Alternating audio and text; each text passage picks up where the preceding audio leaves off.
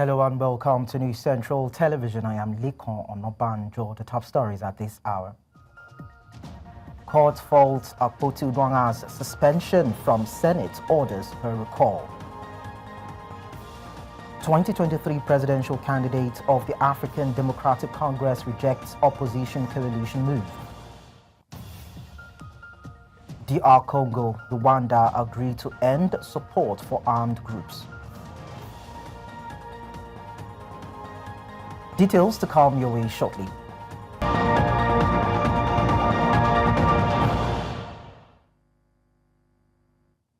We begin with judicial matters. A federal high court in Abuja on Friday ruled that the Nigerian Senate acted beyond its powers by suspending Senator Natasha Akpotu-Dwanga for 6 months, ordering her immediate recall to the Red Chamber. Justice Binta Nyako, who delivered the judgment, described the duration of the suspension as excessive and without a clear legal foundation. The court also found Akpotu-Dwanga in contempt over a satirical apology she posted on Facebook. The court fined her 5 million naira payable into the court registry.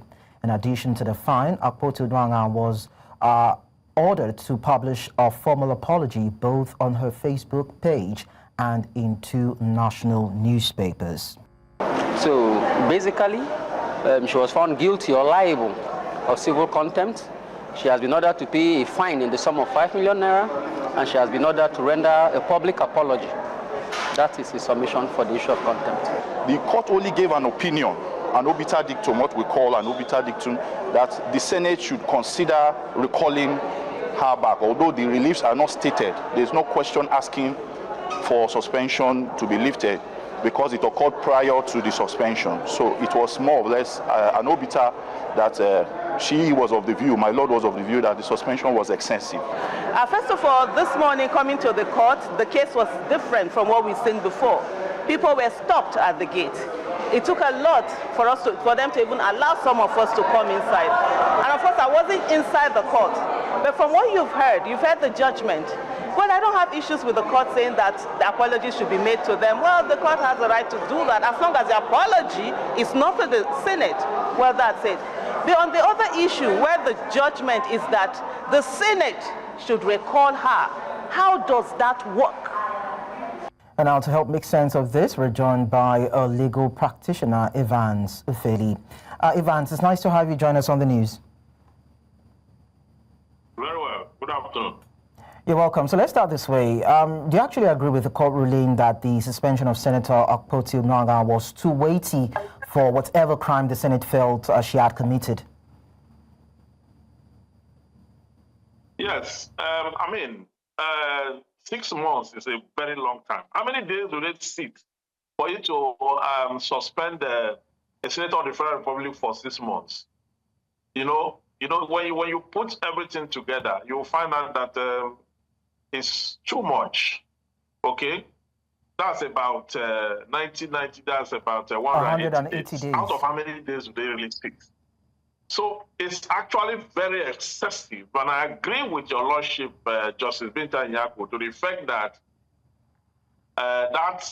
that punishment or reprimand is harsh because it will deprive a constituency of representation. And democracy strives on inclusivity. So any part that is set out because of whatsoever punishment is disallowed, to have representation is unfair to the people of that constituency. So I think the judgment is in order to that effect.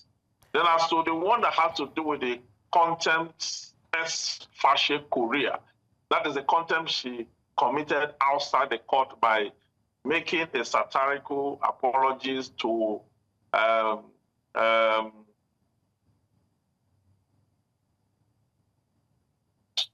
that party should maintain the status quo. Okay, that was not good. Okay, so the courts have fined her 5 million to that effect, and I've asked her to apologize in 2 national dailies, and including her Facebook page. Okay, that is by the other end.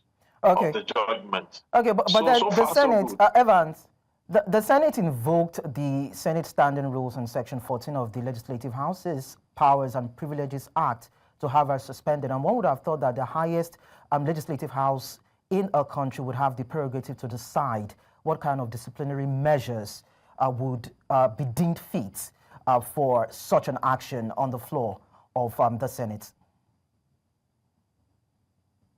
Yeah, that's what the court said. The respective provision of the Senate Standing Rule did not specify how long a person should be kept away from legislative business by virtue of reprimand or punishment or penalty.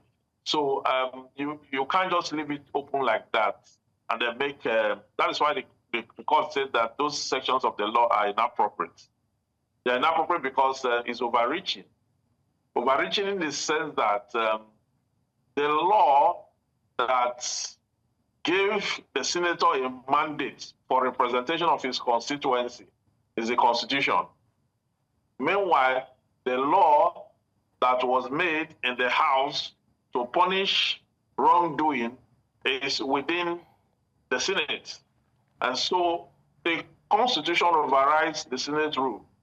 Okay, because the Constitution says that if any law is inconsistent with the provision of this Constitution shall prevail, and that other law to the extent of this inconsistency shall be void. So that law needs to be amended, okay, to stretch out what amounts to punishment and how long can a senator be put under penalty in terms of suspension, okay? It cannot be open-ended like that, and that is exactly what the court have ruled on. Okay. So it's left for the National Assembly to go back to their rules and make the necessary amendment. All right, so the senator actually leveled a series of allegations against the Senate president, including the case of sexual harassment. And one would have thought that this would take precedence over any other disciplinary issue or litigation case. Yeah, I think the judgment was rightly targeted on just resolving the issue under reference. As to the allegations itself, I do not know why the court didn't go that direction. But the judgment given so far are taking care of some of the issues. I think because there are other cases still pending in other courts. Okay? This one has taken care of some of the issue of suspension. That's taking care of the issue of contempt. That's taking care of the issue of, okay, those two issues have been taken care of. Right now, there are still other matters in other court that will take care of the other part of it. And I think at the end of the day, now the Senate must reinstate her immediately based on the court judgment, and she must also comply with the judgment of the court that says she must apologize to national dailies and on her Facebook page and all that. Okay. Both sides have the order of the court is on both sides to comply with. And just as you rightly said, the senator is also facing two separate cases of cybercrime and defamation in two separate courts. Do you think she should have, probably maintained decorum after making those allegations, and these cases might further probably dent her chances of getting justice? Well, I can't hear you. I mean, you're very low now. I can't hear you. Okay, so I said that she has two other pending cases in court, cybercrime, defamation in two separate courts. And people are saying that probably she should have maintained some sort of decorum so that she would not lose her chances of eventually getting justice, if she would eventually get that, of course, owing to the other allegations that she has made. Yes, she has to be careful. I'm surprised at her conduct sometimes. As a trained lawyer, she ought to know that when a matter is in court, you have to maintain the status quo, even if there's no order of court to that effect. Once a matter is filed in court, it means you have surrendered to the jurisdiction of the court. And anything you do thereafter on that case amounts to self-help. Okay? So when she goes around and they make statements, call people and they record her and start to embarrass her and the rest of that, it gives me a lot of concern about her conduct and during the pendency of the case. You are taking a case to court. The case that are going to court, you don't need to make any comments, call anybody, mock anybody, or go do any satirical whatever on your Facebook page or whatsoever like that. That's what non-lawyers do. That is what laymen will do. But for a lawyer, she shouldn't be doing that. And I think that her lawyer should guide her carefully on the issue. She should not be doing that because you are making mockery of the entire system when you have submitted the decision of the court and you are saying acting is self-help. And it's not allowed and encouraged under our judicial system. So I think that you should take caution and maintain the status quo, stay calm and allow the court to look at this case. The court is capable of handling this case. And so far, so good, the court is doing very well in the process. And so parties must maintain the status quo and allow the court to take decisions. Okay. Ivan Tufeli, thank you so much for sharing your thoughts with us on the news. Well, yes, we look at politics now. The All Progressives Congress has dismissed the newly adopted African Democratic Congress platform, describing the 2027 opposition coalition as a group of deceivers and self-centered individuals driven by personal grudges. APC National Publicity Secretary Felix Moka made the remarks in a statement on Thursday, saying Nigerians are too discerning to fall for what he called the coalition's misguided agenda. The APC insists that President Bola Tinubu's government is delivering positive change and remains committed to steering the country toward growth and development. Meanwhile, the African Democratic Congress 2023 presidential candidate Dumebi Kachukwu said the faction of the party led by former Senate President David Mark was deliberately structured to produce former Vice President Atiku Abubakar as the 2027 presidential flag bearer. Speaking to journalists in Abuja, Kachukwu said the group told him during their meeting that their main interest was reclaiming power. He dared the coalition leaders to prove him wrong by publicly declaring that the 2027 presidential ticket would be zoned to the south. Dumebi accused Atiku, Obi, and the allies of hijacking the party and lacking the capacity to lead it. Can you build something on nothing? Can you shave a man's hair in his absence? Can you enter a man's house through the back door and declare yourself the landlord? These yesterday's men who represent a bad chapter in Nigeria's past have bought bad markets from a man who represents a bad chapter in ADC's past. Nigerians have watched in amazement as this group of mostly geriatrics shopped around for a party to prosecute their chopping must continue ambition. This further cements the opinion most hold that political parties in Nigeria stand for nothing and will fall for anything. They have told us that they are fighting for the rights of ordinary Nigerians and that they are on a rescue mission.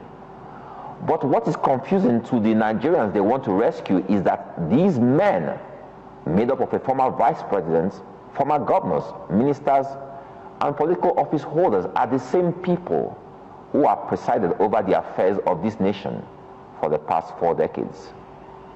We have absolutely nothing to show for their decades of leadership.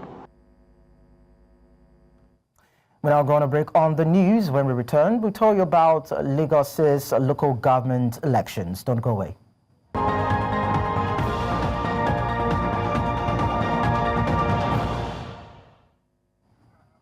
Many thanks for staying with us. We now tell you that human rights lawyer and activist Femi Falana says the newly enacted Lagos State Local Government Administration Law 2025 aligns with the constitutional principles and the Supreme Court's ruling on term limits. The new legislation, which repeals the 2015 Local Government Administration Law, introduces clear provisions on how a tenure of elected or successor chairman is calculated. By virtue of Section 27, subsection 5 of the law, the question of unexpired term is not that important. Another one, if you complete the term of enemies, who might have been removed by impeachment, resignation, or death, whoever takes over to complete the term will be deemed to have run the full term. That is the purport of sections 27 and Section 28, Section 27, Subsection 5, and Section 28, Subsection 4 of the new law. So the controversy surrounding the terms of office of previous local government officials, particularly chairman, is no longer. There are also concerns from the Lagos State House of Assembly over Governor Babajide Sanwo-Olu's proposal to delay the implementation after his assent, a move Falana says is undemocratic. Only asked by the House, only asked by the House in line with the Constitution to assent to the bill, and they are so doing it. So the day the governor assented to the bill, right? I mean, the law takes effect the very moment the governor assented to the bill. If the House had wanted it 3 months' time, the House would have so communicated in the law. Away from that, President Bola Tinubu has sent a delegation to commiserate with the Kano State government, family of late Alhaji Aminu Dantata, and the people of Kano State over the death of the elder statesman Aminu Dantata. Vice President Kashim Shettima, who led the delegation, prayed for the deceased for Almighty Allah to forgive his shortcomings. Kano Governor Abba Kabir Yusuf received the delegation headed by the Vice President from the airport to the deceased home at Koki, and after the condolences, escorted them to the airport. Shettima urged the family to remain united and not allow material wealth to sow division among them. Moving on now, Bayelsa State High Court Judge Justice Ebirin Omokoro has regained freedom after 12 days in captivity.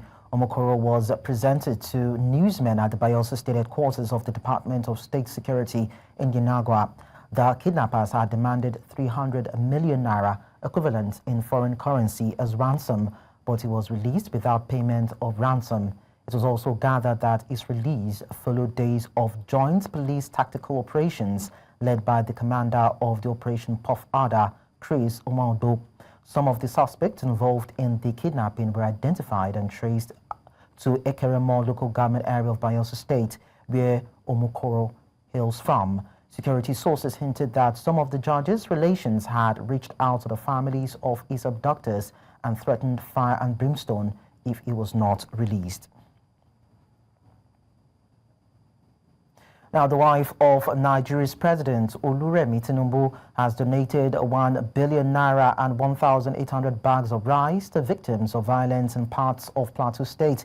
The donation was made during a special town hall meeting in Jos, the state capital, as part of her Renewed Hope initiative aimed at supporting survivors, mostly women and children, to rebuild their lives. News Central's Chizobayowe reports that this marks the First Lady's second visit to the state since her husband assumed office, underscoring her commitment to bringing relief and hope to communities affected by conflict. Her visit drew a warm reception from Governor Caleb Mutfwang, former governors, traditional rulers, and religious leaders, all pledging support for peace and healing in Plateau State. That's why I came to just appeal to you. Whatever it takes, bring peace to this land. We women don't fight. Women, do you fight? No. Do you carry arms? No. So we came here to appeal to the men. Do something to protect us. They want to farm. Do whatever it takes. I see a lot of older people here. What legacy do you want to leave behind? I therefore want to thank you for this very generous donation, and I want to take full responsibility that no kobo will be misused. I want to pledge on behalf of the leaders of Plateau that we will not hold back. We will pursue peace with all men until God brings us a relief. A lot of women have been displaced. We want women cooperatives to have farmlands. We plead with the governor, together with you and the security agencies, to map out these displaced areas for women to farm. A member of the House of Representatives representing Orumba North South Federal Constituency of Anambra State, Princess Nnabuife, has condemned the killing of at least 10 persons during a violent attack in Odoji community in Anambra State. The tragic incident, which according to her occurred during a meeting of the Ebonyi community in Odoji, claimed the lives of innocent residents of the state and was allegedly carried out by unknown assailants during what was meant to be a routine community gathering. While calling for justice for the families of the victims, the lawmaker provided context to the violence, stating that the incident was triggered by a leadership dispute within the Ebonyi Union in Odoji. Credible reports suggest that the conflict regrettably escalated and allegedly involved the invitation of external armed elements, which led to the avoidable loss of lives.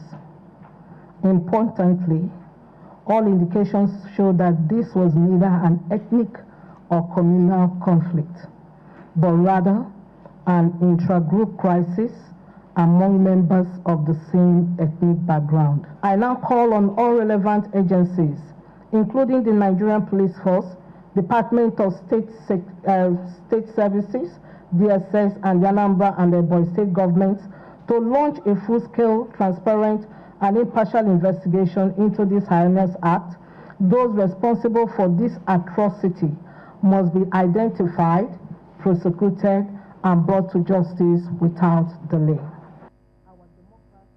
And now to health matters. The Nigerian Medical Association has criticized the federal government's decision to deploy Nigerian doctors to St. Lucia under a technical manpower assistance agreement, calling it inexcusable amid worsening conditions for medical practitioners at home. The NMA highlighted poor remuneration, unpaid allowances, hazardous working environments, and delayed payments as ongoing issues causing burnout and mass emigration of doctors within Nigeria. The association condemned the government for paying doctors deployed abroad significantly more, 40.8 million naira annually compared to 11.9 million naira for those working domestically, while St. Lucian doctors earn up to 131.7 million naira. Away from that, the House of Representatives has reaffirmed its commitment to leading a coordinated national effort aimed at improving nutrition and strengthening food security across the country. Chairman of the House Committee on Nutrition and Food Security, Chike Okafor, stated this while addressing journalists in Abuja. He noted that Nigeria's troubling nutrition indicators worsened by insecurity in food-producing regions, climate shocks, inflation, and low public investment require urgent and sustained intervention.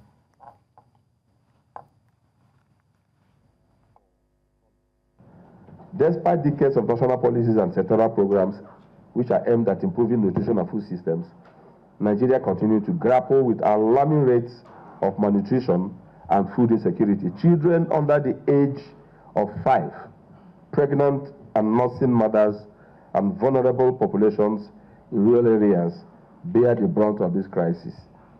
In recognition of these challenges, the House of Representatives, under the leadership of Right Honorable Alaba Astajuddin, PhD, GCON, Speaker of the House, established the Committee on Nutrition and Food Security in November 2023. That is 7 clear months after the inauguration of the 10th Assembly. So this committee, the first of its kind in Nigeria's legislative history, was created to provide focused legislative oversight, coordination, and policy direction to address these pressing issues. And talking about a building collapse, at least 4 occupants of a partially collapsed edifice on Adenija Dele Road in Isaleko area of Lagos Island are currently receiving treatment at a nearby hospital after a partially collapsed building occurred on Thursday. Officials of the Lagos State Emergency Agency, LASEMA, who chose to speak off camera, says no casualty has been recorded so far. News Central's Victor Mbadike has more in these reports.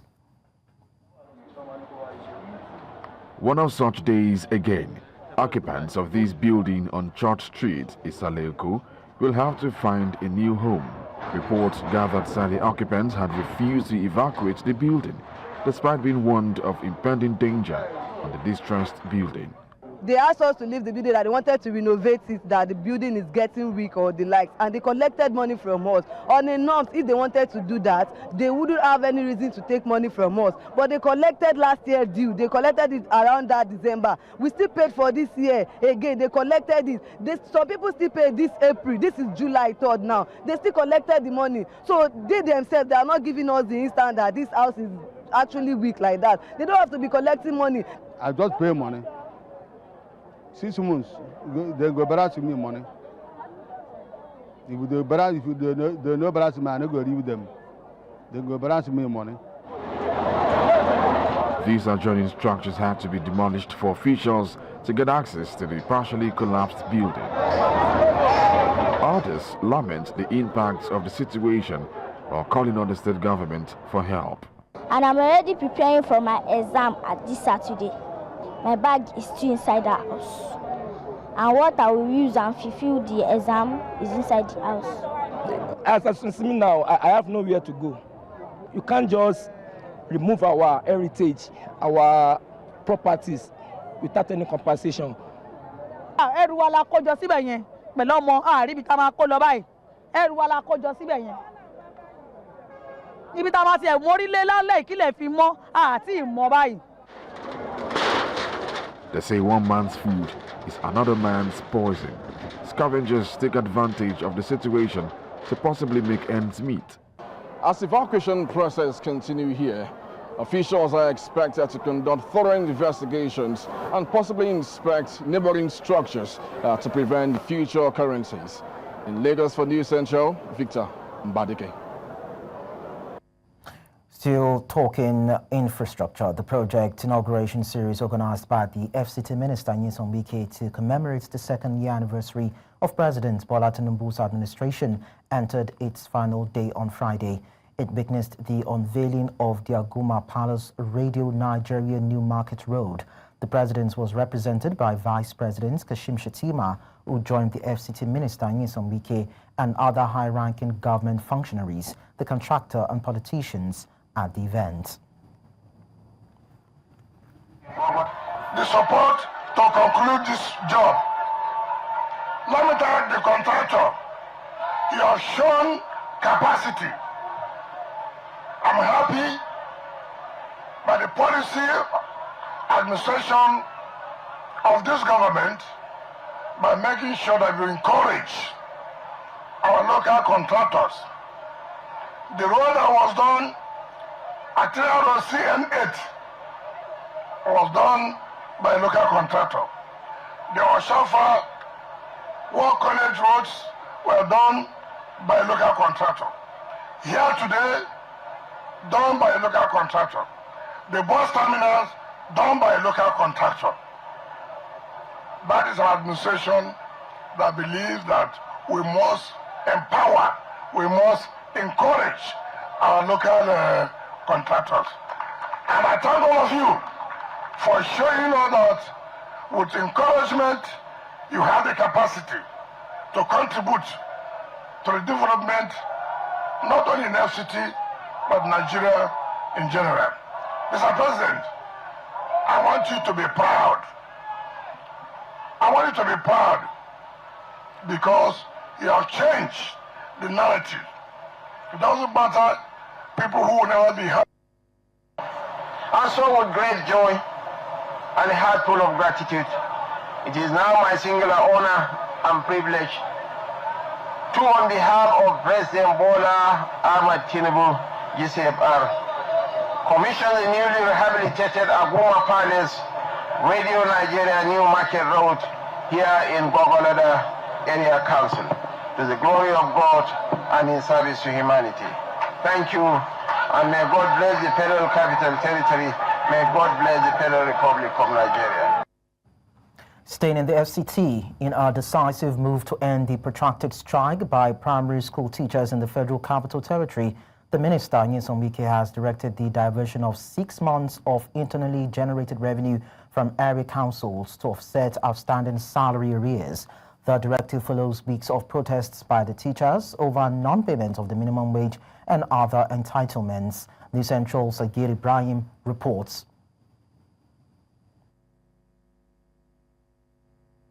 The Minister of the Federal Capital Territory, Nyesom Wike, says he will not be swayed by protest, but will act to ensure accountability. If it is by blackmail, so nobody will get me. Let him come down. I will not.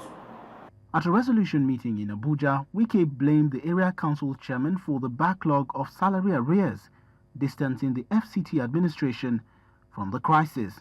FCT is not owing. Area councils are the ones owing. Let Nigerians know that very well.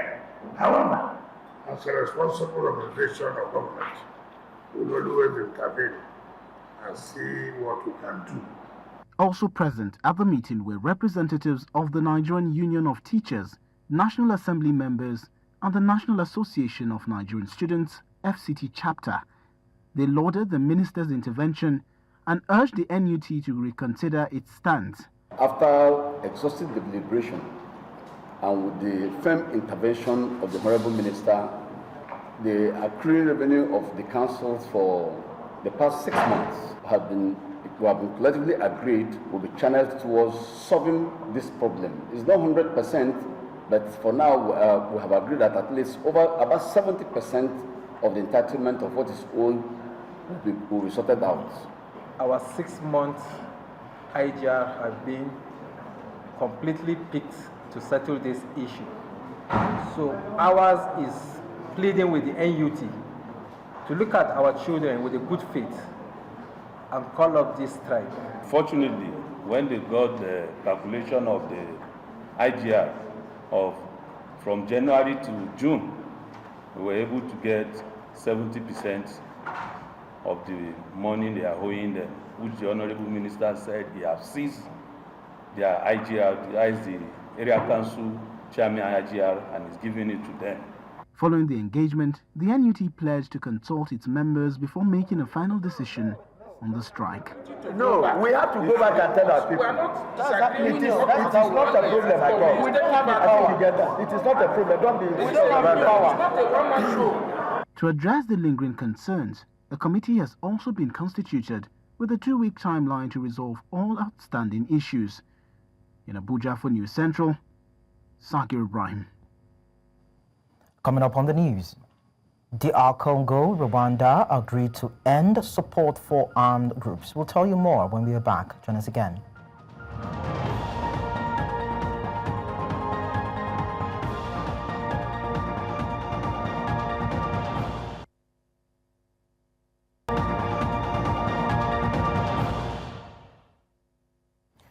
We'll now tell you that the Democratic Republic of Congo has pledged to dismantle the Democratic Forces for the Liberation of Rwanda as part of a peace deal signed with Rwanda in Washington. Foreign Minister Therese Kayikamba Wagner has stated that FDLR fighters will be encouraged to return home, while those who resist will face military action. In return, the DRC expects Rwandan troops to withdraw from eastern DRC. The FDLR, formed by ex-Hutu leaders linked to the 1994 Rwandan genocide, is seen by Kigali as a serious threat. UN experts have confirmed that Rwanda's army has played a key role alongside M23 rebels in recent offensives seizing Goma and Bukavu. Côté de la République démocratique du Congo, tout à fait légitime. Les troupes rwandaises n'ont rien perdu sur notre territoire. Elles doivent rentrer chez elles.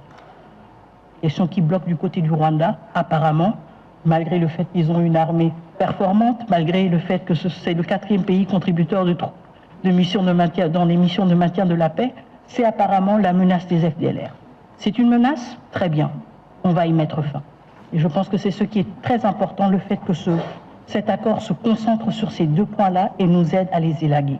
On va essayer de motiver les FDLR à retourner chez eux et ceux qui ne voudront pas se rendre, évidemment, feront face à des opérations militaires. Chose que nous avons déjà eue en République démocratique du Congo, encore une fois dans des formats différents et à chaque fois adapté, si vous voulez. D'un retour de l'État congolais aux côtés des populations qui, pendant ces derniers mois, étaient livrées justement à des forces qui occupaient avec violence et avec force le territoire souverain de la République démocratique du Congo.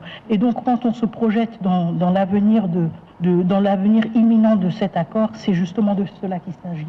Le retour de l'État congolais aux côtés des populations. In East Africa, crops wither in war-torn Sudan as power cuts cripple irrigation farmers in that particular part of the continent, having suffered massive crop losses as ongoing power cuts crippled irrigation systems, deepening the country's food crisis. Hatem Abdelhamid, a farmer in northern Sudan, said that he lost up to 75% of his crops this year due to the prolonged electricity outage. His once thriving date palm farm has withered, and he remains helpless as the war disrupts critical infrastructure. منذ أكثر من شهرين طبعا قطعت مننا الكهرباء.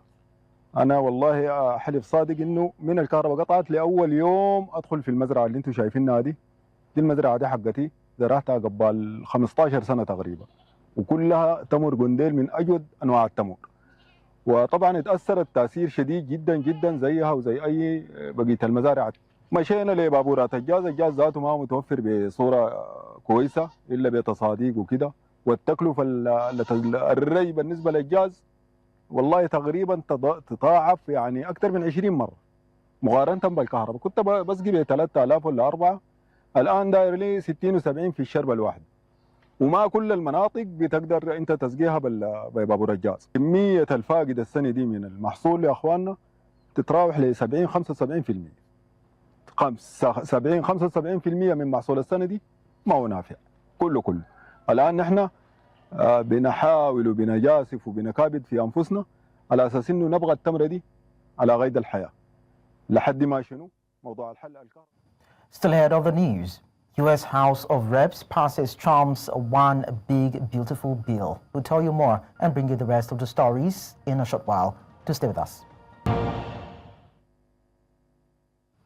Outside of Africa, after intense debate and overnight sessions, the U.S. Congress has passed President Donald Trump's massive budget bill known as the Big Beautiful Bill. The legislation critical to Trump's agenda includes permanent extensions of the 2017 tax cuts, deep cuts to Medicaid, increased funding for border security and defense, and a $5 trillion increase in the national debt ceiling. The House passed the bill narrowly after Republican leaders, including Speaker Mike Johnson, secured enough votes, despite opposition from some conservative Republicans concerned about the rising deficit. Democratic Minority Leader Hakeem Jeffries set a record with an 8-hour-plus speech opposing the bill, which critics say disproportionately benefits the wealthy and harms vulnerable communities. In the meantime, President Donald Trump has hailed the passage of his flagship tax and spending bill by Congress, describing it as a major victory for the U.S. economy. Speaking to reporters ahead of a rally in Iowa to kick off celebrations marking America's 250th birthday, Trump said the bill would boost the economy like a rocket ship. President Trump praised lawmakers for what he called a bold step toward restoring economic strength and prosperity in the country. The rally in Iowa is part of a series of events marking the historic milestone as the nation prepares to celebrate 2.5 centuries of independence. We're sort of celebrating like the biggest bill of its kind ever signed, and it's going to make this country into a rocket ship. It's going to be really great. Mr. President. About anti-narcotics war, Ecuadorian authorities have seized nearly 3 tons of cocaine linked to the Albanian mafia in what officials are calling a major blow to international drug trafficking networks. The Albanian mafia is believed to have strong ties with powerful cartels in Colombia and Mexico, as well as local gangs battling for control within Ecuador. The country, which serves as a key transit point for global cocaine shipments, reportedly channels 73% of the world's cocaine supply. According to the Ministry of Defense, the seizure is part of intensified efforts that led to a record 294 tons of drugs confiscated in 2024, up from 221 tons the previous year.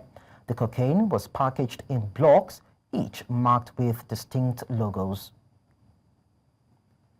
Como resultado de labores de inteligencia conjunta, se identificó un inmueble que operaba bajo la fachada de una hacienda ganadera. En su interior se localizó un camión tipo furgón que contenía varias cajas de banano, dentro de las cuales se encontró una cantidad considerable de sustancia blanquecina, presumiblemente clorhidrato de cocaína. Se procedió con el allanamiento del inmueble y la aprehensión de 5 personas, presuntamente vinculadas a una estructura criminal relacionada con la mafia.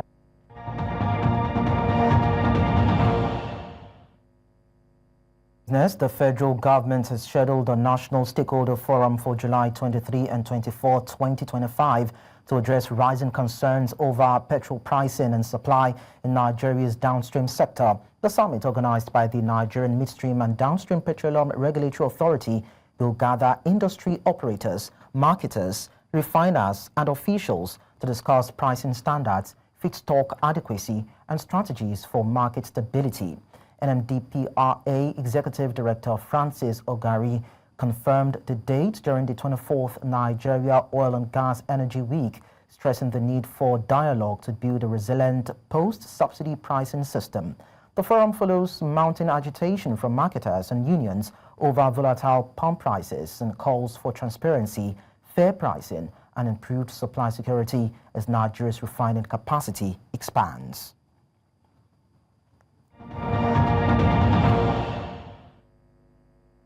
To sports, the Confederation of African Football, CAF, has announced a significant 100% increase in prize money for the winner of the 2024 Women's Africa Cup of Nations, WAFCON, in Morocco, raising the champion's reward to $1 million from the previous $500,000. The total prize pool for the tournament has also jumped by 45%, now totaling $3.475 million.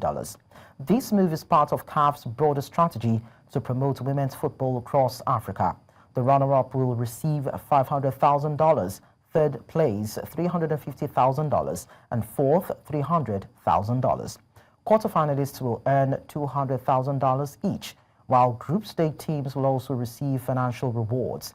CAF said that the growth in fans, viewership, and sponsorship underscores the rising quality and global competitiveness of African women's football. In the meantime, the Super Falcons of Nigeria are stepping up preparations in Casablanca, Morocco, ahead of their opening match against Tunisia in the 2024 Women's Africa Cup of Nations, WAFCON. The 9-time African champions arrived in Morocco earlier this week and have since settled into camp, where the mood remains upbeat. Training sessions have been intense, with the team focused on fine-tuning tactics and building cohesion under head coach Justin Madugu. The opening fixture against Tunisia is seen as crucial in setting the tone for Nigeria's Mission X campaign. Players are reportedly in high spirits and optimistic about their chances.